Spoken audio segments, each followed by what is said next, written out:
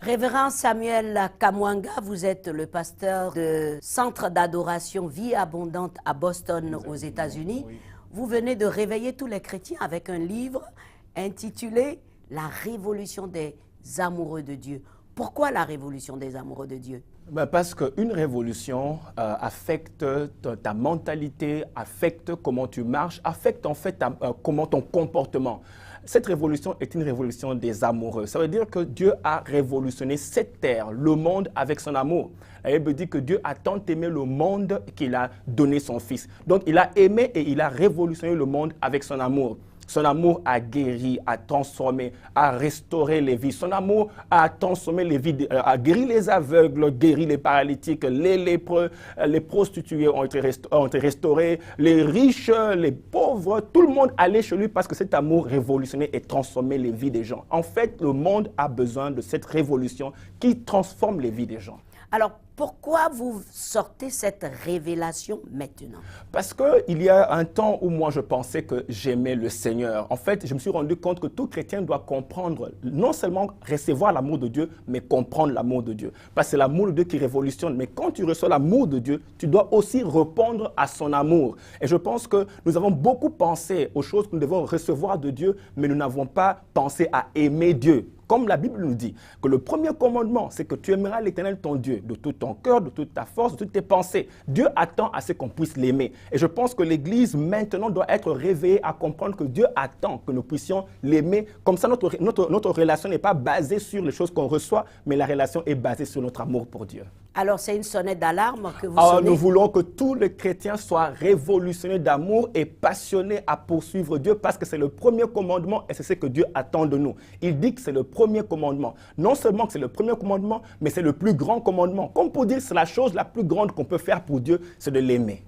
Alors, vous pensez que le chrétien aujourd'hui n'aime pas Dieu vraiment pour Dieu, mais pour ce qu'elle peut recevoir, comme vous donnez l'exemple de la prostituée selon Dieu concernant Israël? Exactement. Dieu a comme, je ne dirais pas qu'il s'est plaint, mais il a repris Israël parce qu'Israël poursuivait Dieu, tout le temps en train de se plaindre de choses qu'il doit avoir. On veut avoir ceci, on veut avoir cela. Vous savez, une femme mariée et fidèle se concentre sur son amour pour son mari. Mais Dieu a traité Israël de prostituée parce qu'Israël, dans la relation avec Dieu, passait le temps à tout le temps vouloir demander, vouloir recevoir. C'est comme une prostituée qui est dans une relation pour ce qu'on va lui donner. En fait, elle attend qu'on puisse la payer. Mais ici, une femme amoureuse n'attend pas qu'elle puisse être payée. Elle aime son mari et elle est follement amoureuse de lui. C'est ce que Dieu attend de nous. Et c'est ce que Jésus a dit, l'Église l'épouse. Exactement. Jésus-Christ s'est fait appeler époux parce qu'il veut montrer quel genre de relation il veut qu'on puisse avoir avec lui. C'est une relation amoureuse. Dieu ne veut pas qu'on puisse le suivre parce qu'on est intimidé, parce qu'on a peur et surtout pas parce qu'on veut avoir de choses. Dieu veut qu'on le suive parce que nous l'aimons. Et aujourd'hui, il faut que l'Église se réveille et devienne passionnée d'amour pour Dieu. Alors, comment on va l'aimer comme vous le dites? Comment vous pensez qu'on peut l'aimer? Premièrement, aimer Dieu veut dire garde ma parole. Écoutez, Dieu dit ceci. Il dit, si quelqu'un m'aime, il gardera ma parole. Ça veut dire ceci. Il y a les principes de Dieu, les promesses de Dieu, être obéissant à Dieu et porter sa croix. C'est comme ça que nous aimons Dieu. Je suis sûr que les gens se posent la question, c'est quoi porter la croix? Ou bien, la croix, ça me fait mal. Et ça... En général, je crois qu'on a montré la croix comme quelque chose de douloureux. Mais pourtant, la croix, c'est l'obéissance à la volonté de Dieu. Comment est-ce que tu prouves que tu aimes Dieu? C'est en obéissant fidèlement à Dieu. Comment est-ce qu'une femme prouve qu'elle aime son mari? C'est en restant fidèle à son mari. En fait, notre relation est une alliance. Donc, nous sommes fidèles à l'alliance, en fait. On ne peut pas être dans une relation en faisant autre chose que ce que la relation demande. Donc, quand nous sommes en relation avec Dieu, amoureux de lui, nous devons rester fidèles à l'alliance qui est l'obéissance à la parole de Dieu. Alors, pourquoi vous avez choisi d'écrire en 4 volumes?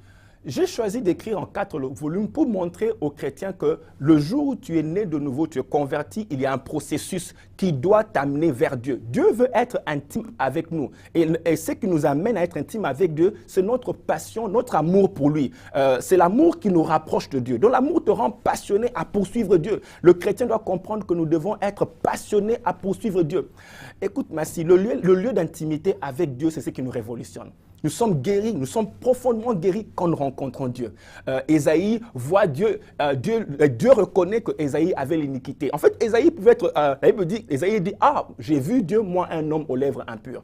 Ésaïe ne savait pas ça, mais un contact avec Dieu a révélé les choses que Dieu enlève.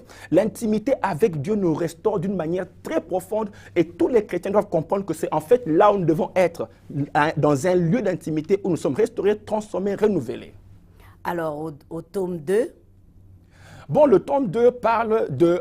En fait, j'ai essayé de parler de deux choses, de deux sujets en fait, du même livre. Le 1 parle de la révolution, le 2 parle du processus, le 3 parle, quand tu arrives à l'intimité avec Dieu, il y a deux choses qui prennent place. Tu entends le son de sa voix et tu le contemples. Donc, en fait, entendre Dieu, tu ne peux bien entendre Dieu que dans le lieu d'intimité. Tu ne peux bien le contempler que dans le lieu d'intimité. Donc, en fait, le premier, c'est la révolution. Le deuxième, c'est la poursuite de Dieu. Et dès que tu es dans le lieu d'intimité, tu entends et tu le vois. et ça c'est important aujourd'hui pour l'Église. Je vais vous dire une chose. Dieu veut qu'on puisse le voir. Jésus-Christ a amené les disciples sur la montagne de transfiguration.